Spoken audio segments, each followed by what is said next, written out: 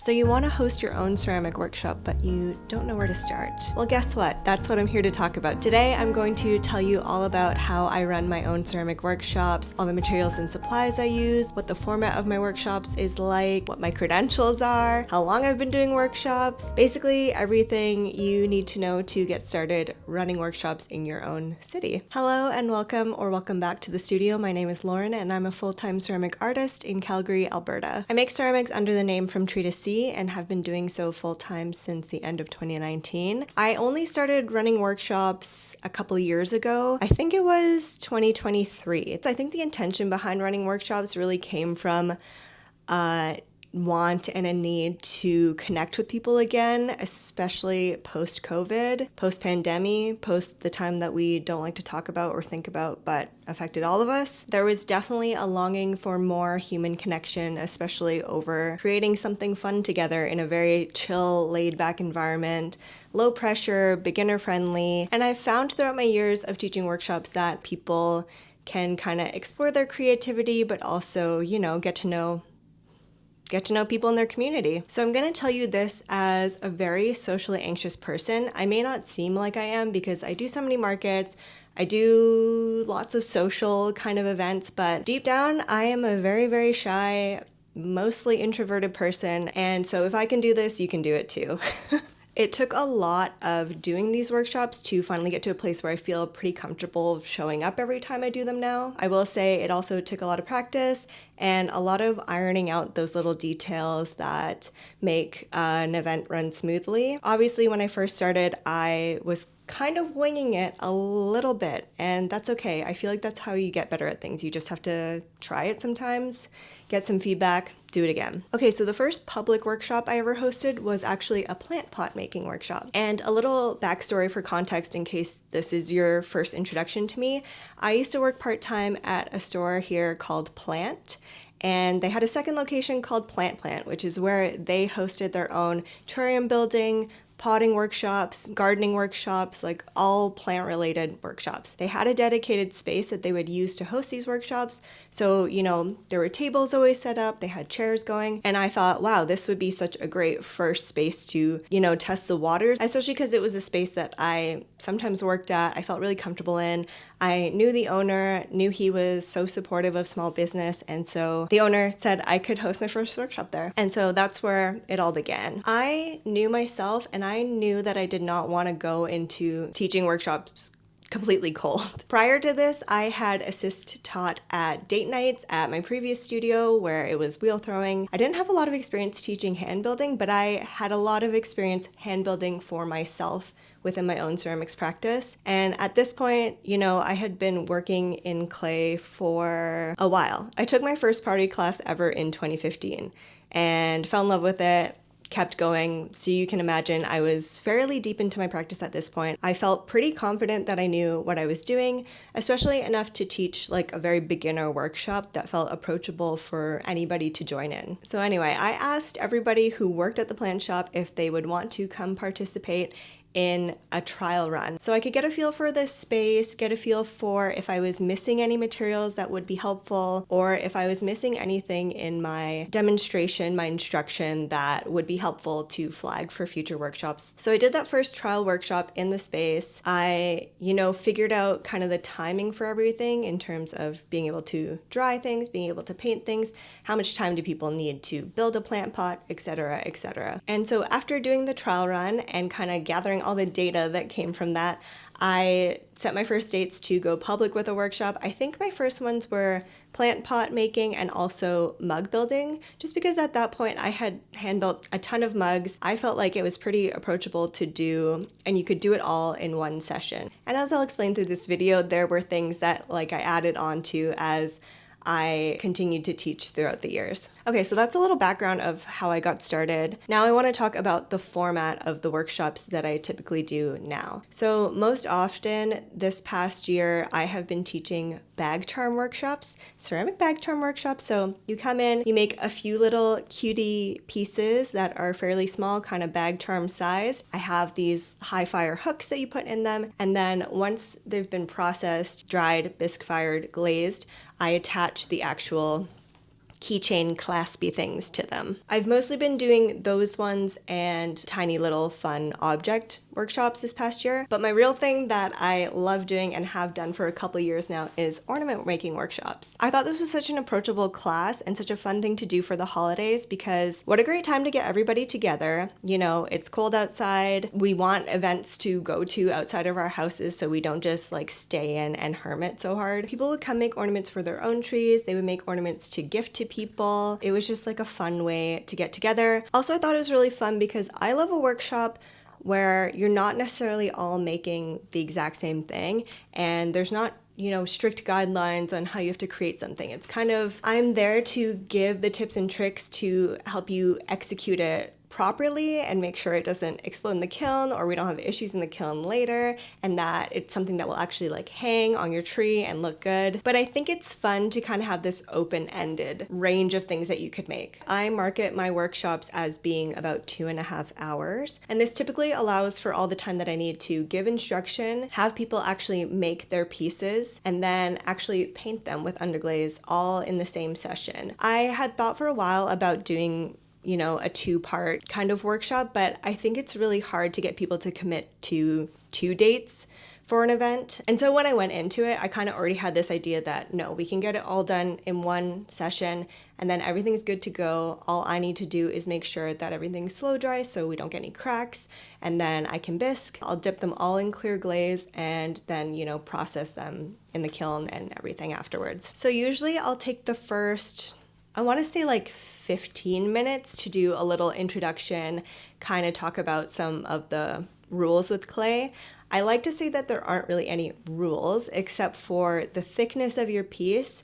Basically, any flat pieces or like little finicky pieces you don't want to be too thin, or there's a good chance they might break or just not be super durable down the road. For ornaments, this doesn't really matter so much, but for bag charms, it definitely does matter. And then I usually give a demonstration on attaching, so I'll do a little score and slip demo. Every once in a while, I'll kind of like prepare a piece.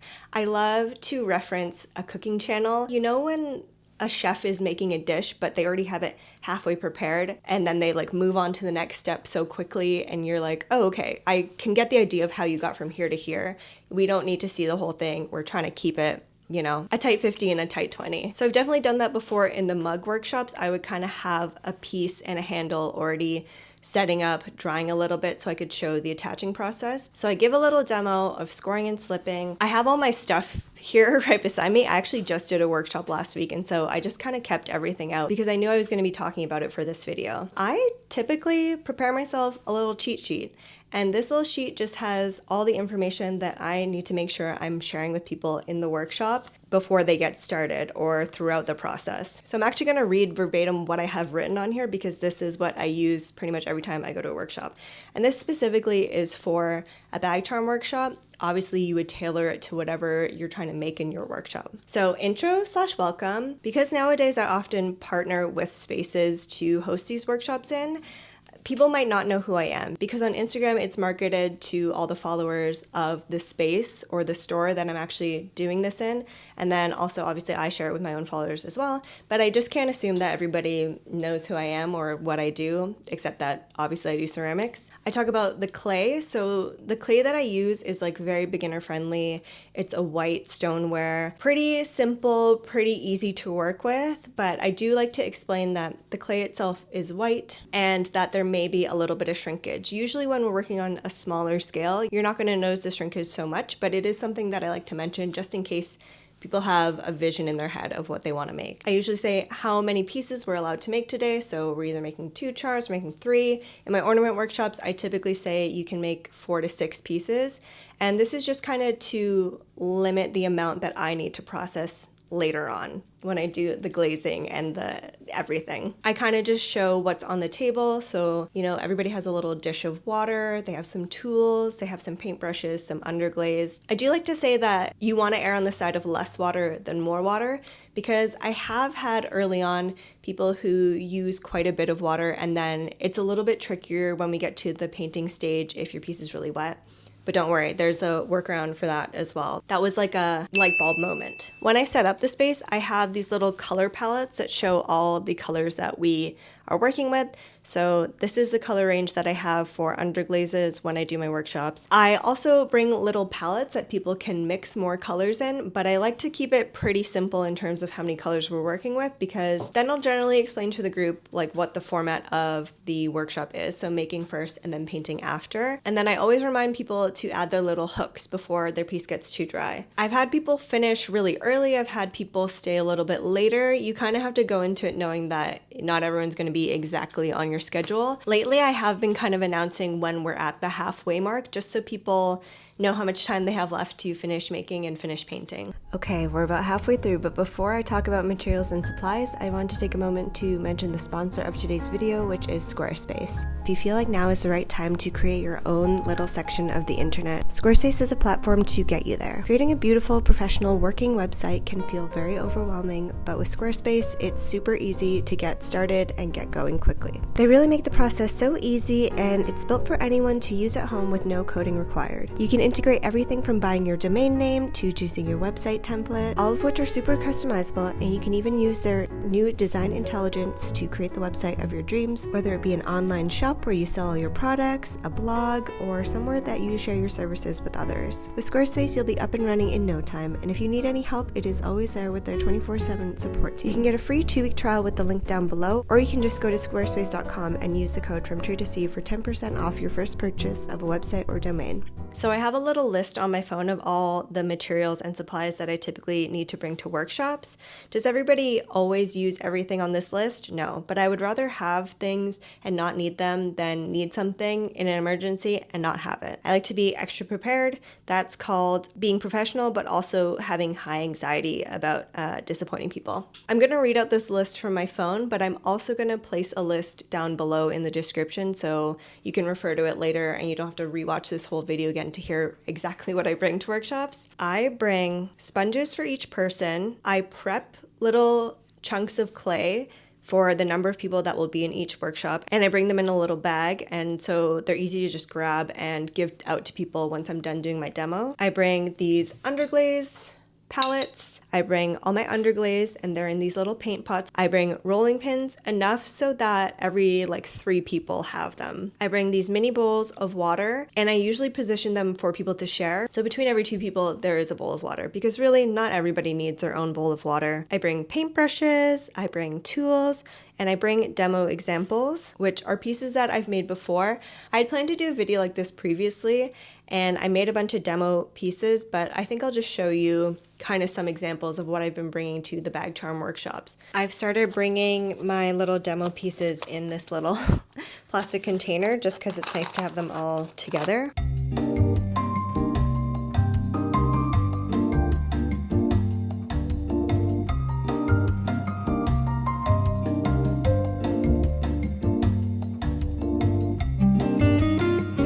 Basically, you just want a number of ideas for people to pull from on the table, because about half the time, the people coming to the workshops have an exact idea of what they want to make and they're very excited about. But half the time, a friend brought them there, or they kind of just joined last minute. They just wanted to get out, get creative, and so they don't really have any ideas of what they want to make, so it's always good to have examples of what they could potentially make. I bring craft paper to put on the table in case there's no table covering. I just think that looks better than a plain plastic table, which is what people usually have for setup. And also it makes cleanup really, really easy, because even if your paper gets really wet or gets a ton of clay on it or whatever, you can kind of just roll it up at the end of the night, and it's so fast. I've also lately been bringing these kind of little mini canvas boards to set at each spot where people are sitting. I think it's really nice to kind of ground people's space, and so they have this kind of blank canvas to work on top of, and so that's a little zone to create in. I think that's been really nice and also makes cleanup a lot easier as well.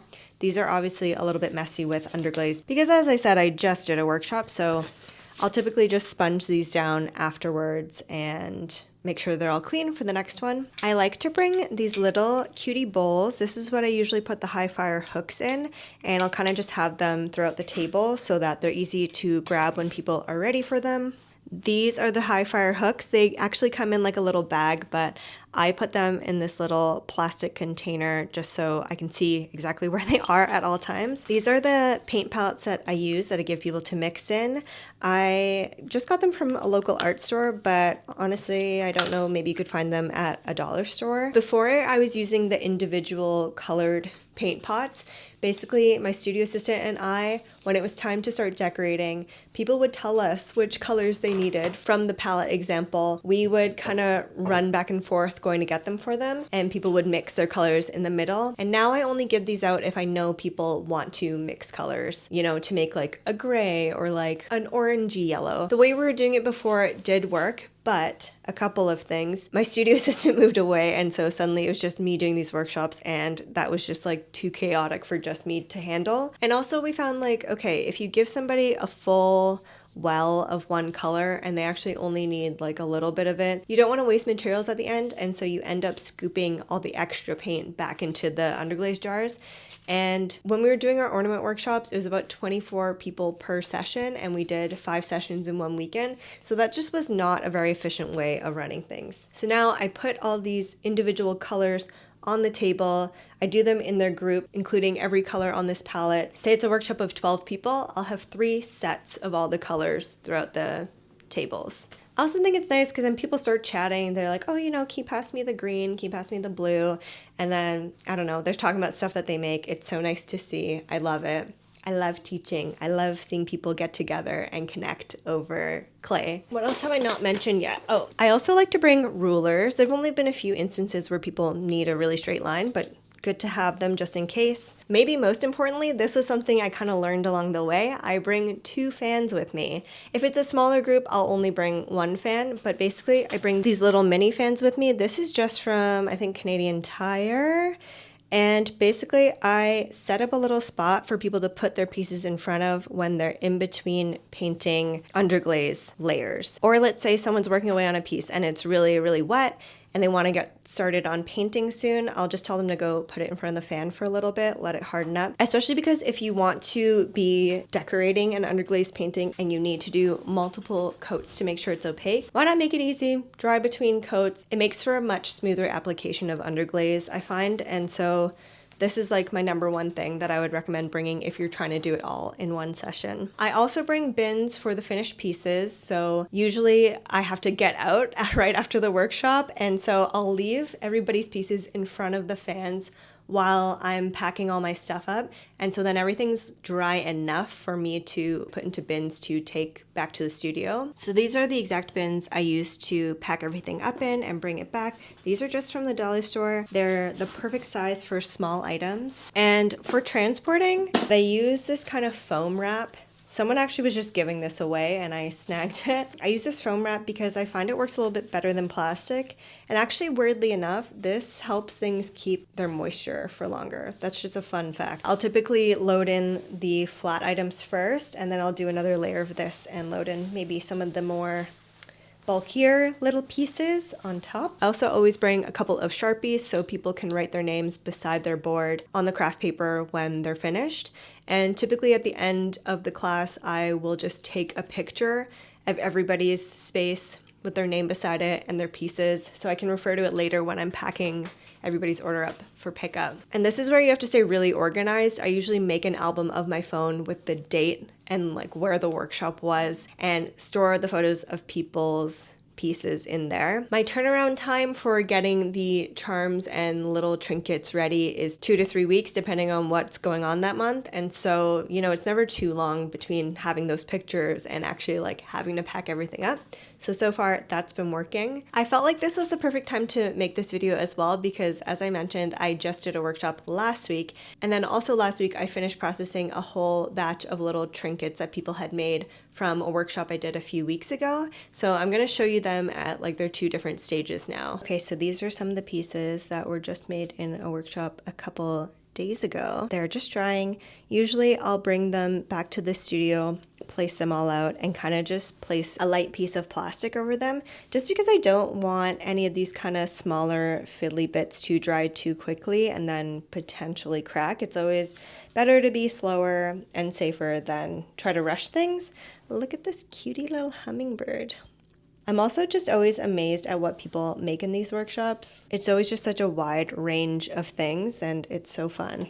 Okay, and then since I have them, I'll show you some of the finished pieces that I just took out of the kiln last week.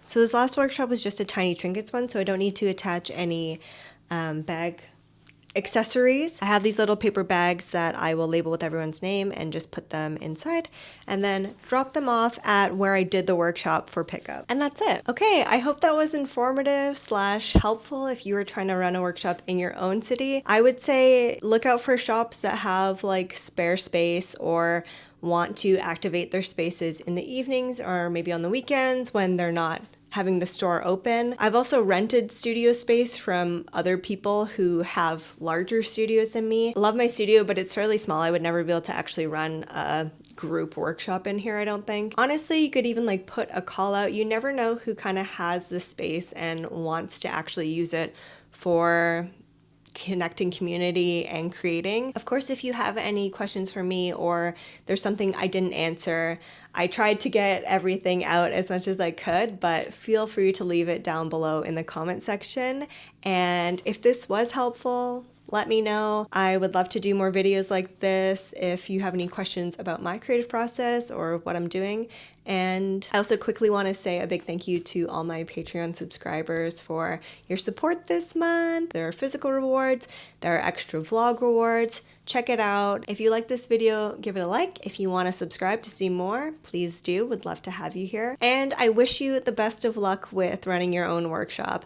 If I can do it, you can totally do it. I feel like I was flying by the seat of my pants for so long, and it just takes practice. Again, I'll admit that I was like really nervous to start teaching workshops like this. I kind of just, didn't know what to expect, but I find that things that we're the most scared of are the things that are actually going to help us grow, because fear can kind of be a good thing. It means you're outside of your comfort zone and maybe you're learning something new and you're experimenting. And anyway, thank you so much for watching. I will probably see you in the next vlog. Bye.